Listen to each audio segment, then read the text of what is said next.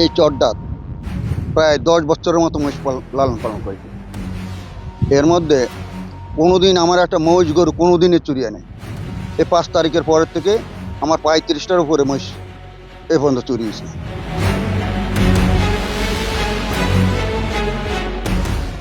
30-40টা বুঝে এই জায়গাতে 10টা বসে লইয়া গেছে। আমরা তো হইলাম গরিব মানুষ, অসহায় মানুষ, এইভাবে লালন পালন করে কোন রকম চলি খাই। আমার এই বুঝলি এসে আমি একবার অসহায়।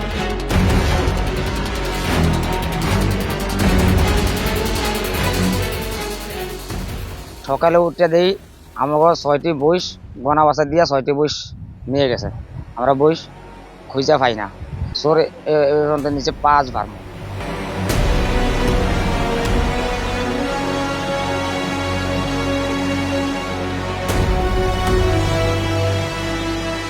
অনেক 250 থেকে 300 মহিষ চুরি হয়েছে। আমার এই চর থেকে প্রায় আমার নিজের 35টি মহিষ চুরি হয়েছে। আমার এই 10 দিনের ভিতরে আমার কালকে নিয়ে গেছে 6টা, এর আগে নিয়ে গেছে 5টা, এর আগে নিয়ে গেছে অনেকগুলি মহিষ। কিন্তু আমরা সরকারের কাছ থেকে কোনো আশ্বাস পাইনি।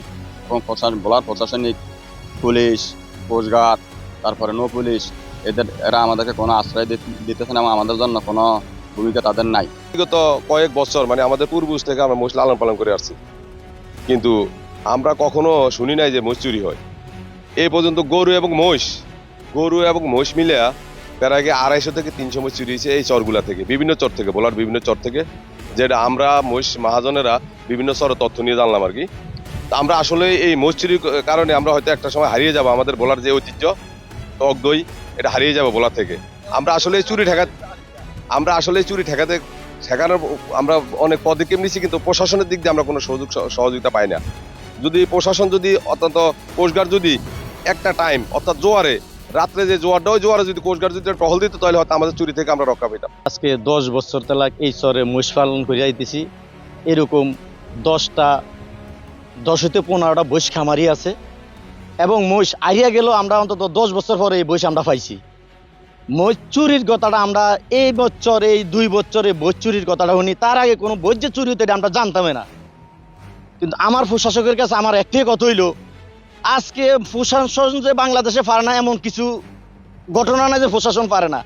নদী দিয়া বিভিন্ন অবৈধ মাল পাচারও প্রশাসকের নজরে তাৎক্ষণিক সেটা ধরতে পারে, কিন্তু আমাদের যে শত শত মহিষগুলো যে চুরি হইতেছে, কেন এটা প্রশাসক নজরে নেয় না, কেন এটা গুরুত্ব দেয় না, এটাই আমার দাবি। কেন প্রশাসক চেষ্টা করলে এই অসাধু ব্যবসায়ী কারা, এগুলা প্রশাসক নজর আলে প্রশাসক ধরা অনেক সহজ।